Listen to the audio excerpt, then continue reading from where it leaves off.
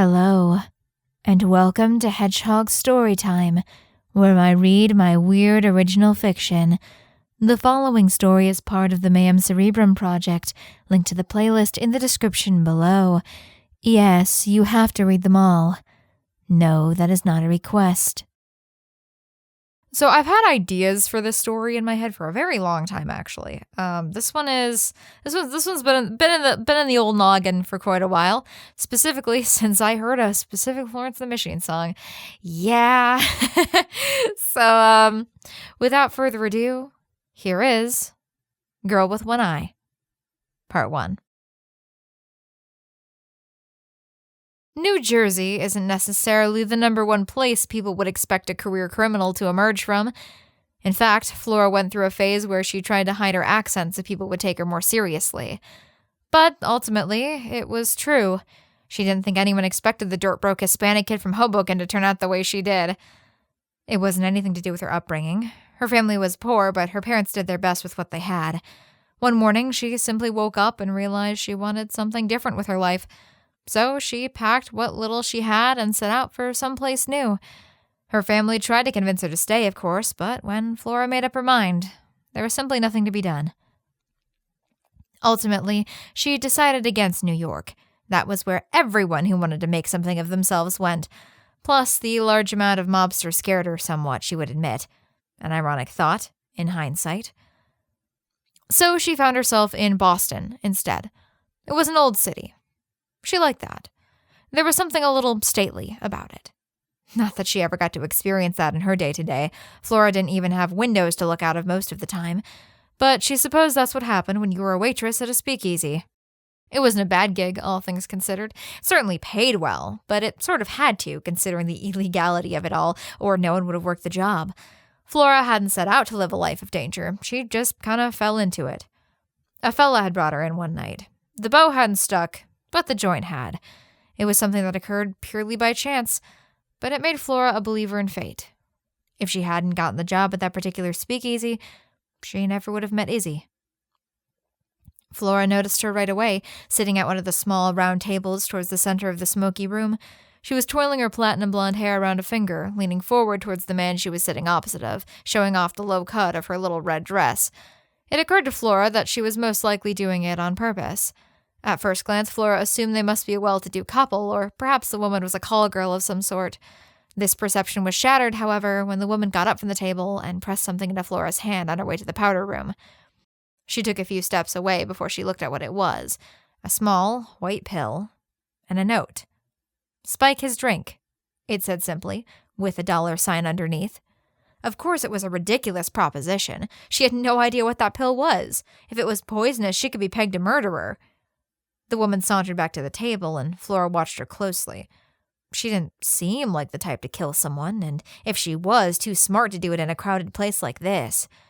Besides, Flora could really use any extra money she could get. The job paid well, but not that well. In the end, she didn't really know why she did it. Maybe she was just as captivated by the woman as her Mark was. Screw that guy anyway. He looked like a real pill. It took a few minutes for anything to happen. The man didn't notice a thing, but after a while his head started to droop. Flora admitted she was a little relieved. Looked like she was just knocking him out after all. The woman shook him a little, feigning surprise, then waved Flora over. "Can you help me?" she asked. "Sorry, I didn't think he was quite that drunk." Together, the two each grabbed an arm and dragged him to the alley out back. As soon as she determined they were alone, the woman dropped her concerned expression and started pulling the watch off his wrist. "Thanks," she mumbled. "Whatever cash is in his wallet is yours." For a minute, Flora thought she'd been duped, but when she saw how much he actually had in there, she tucked it away before the woman could see, in case she wanted to change her mind. "So you do this kind of thing often?" she asked as the woman pulled the ring off his finger. She shrugged, not looking up from her prize. "Sometimes," she admitted, "mostly in between bigger jobs. I go to Biggie's to fence the stuff, so it's not that big of a hassle." "Biggie's? Wait, you've never—" She looked up for the first time. "Sorry, my bad. Your poker face was so good, I just figured you were already in the know. Working here's the most illegal thing I do. And yet they might pen you for longer than me if the fuzz ever got you." The woman scoffed. "My name's Isabel, by the way, though most folk just call me Izzy." She stuck out her hand, the man's ring now resting on her finger. After a second, Flora took it. "Flora," she said, a little short for a nickname, so there it is. Isabel chuckled. "Well, now that just makes me want to find one anyway. Tell me, Flora, you ever think of running a job? A real one, I mean.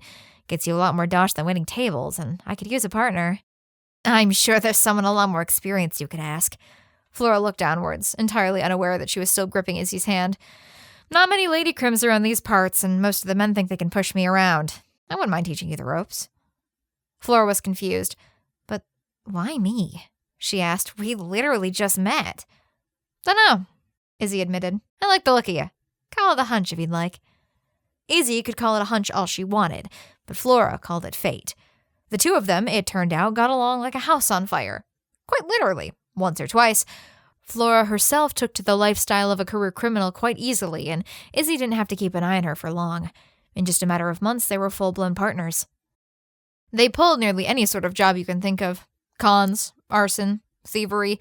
The only thing they wouldn't do was straight-up murder. They weren't assassins, after all. Sometimes people would pay them to do these things, sometimes they'd do it for their own gain.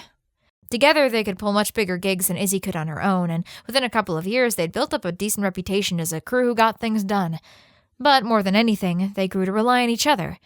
They were partners, best friends. Hell, they even got a loft together in a part of the city where Flora could finally have some damn windows. She didn't know exactly when it was that she fell in love with Izzy. Mostly because she didn't recognize the sentiment in herself. At the very least, not until one of their rare, dissatisfied clients called them filthy dykes under his breath. Of course, Flora knew what a dyke was, but she never even considered that she herself might be one. But when she thought of being with anyone besides Izzy, her heart sank. She couldn't even imagine the possibility of Izzy finding a beau. But she would never tell Izzy this. She couldn't. She'd probably be disgusted with her. She'd probably leave. Flora would much rather have her not knowing than not have her knowing. Yet, life is funny in the way that it makes even the simplest of plans go awry. Flora and Izzy were good at what they did. Probably too good. Their reputation got a little away from them. They were smart, at least Flora liked to think so, but there was only so far pure wits could get you. They got set up. A client hired them to steal a valuable document from a very powerful man. Flora had balked at the idea, but the money was good. Unfortunately, it wasn't the victim they had to worry about. It turned out that the client had been a relative of someone they'd screwed over about a year or so back. He tipped the bigwig off that they were coming.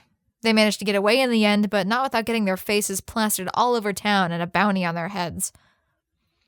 Flora came home the next day after scoping out the situation to find Izzy shoving things violently into a suitcase. "What are you doing?" she asked. "I'm getting the hell out of Dodge, and I suggest you do the same." Izzy barely even looked at her. "If we split up, they'll be less likely to get us both." Admittedly, a little flabbergasted, Flora plopped down into an armchair. "So, that's it then, huh? After everything we've been through?" "That's how the business works, kid." Izzy shrugged. "If you want to get out of here in one piece, you better split. I doubt you'd last very long in prison."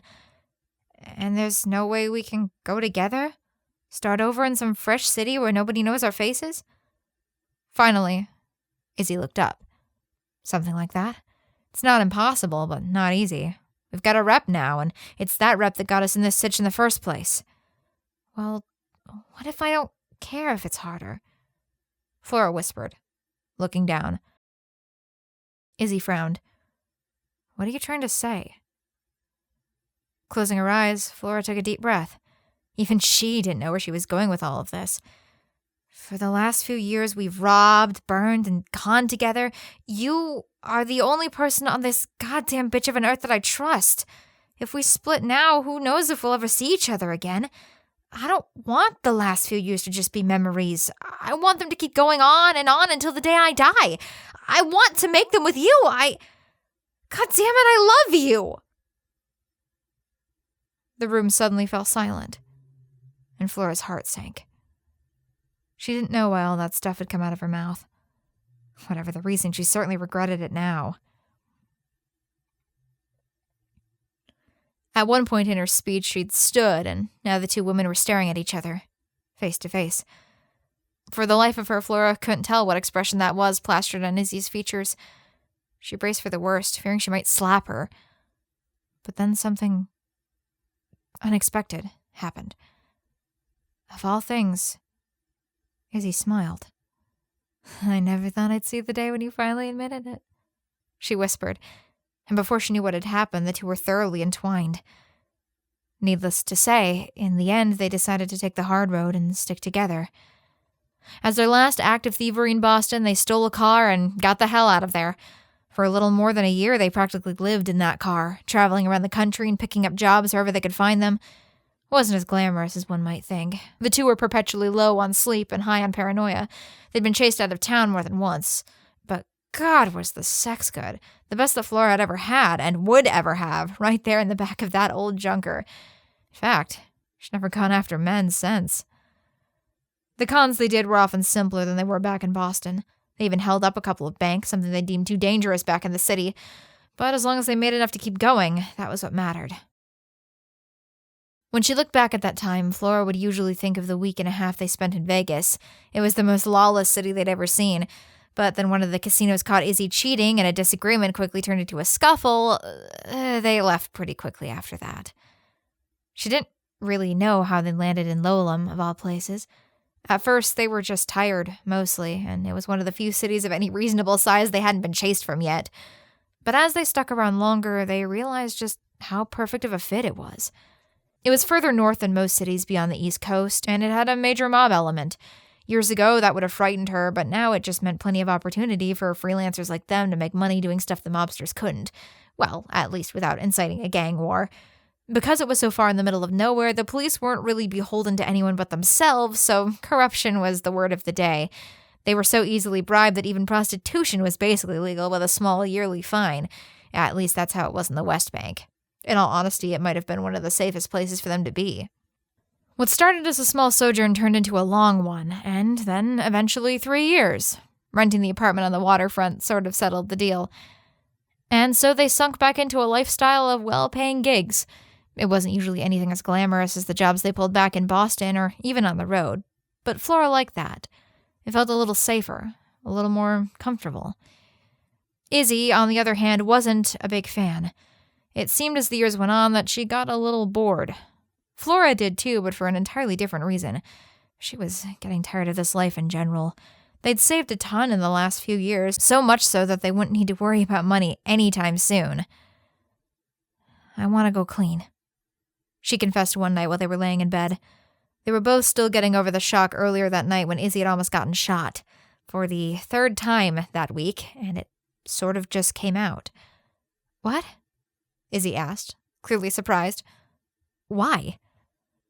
Flora laid out her reasoning, and for once, Izzy listened quietly. She was sick of the danger, of the constant roller coaster of emotions, the thought that any one of these days Izzy might get shot for real. "I understand," she said quietly.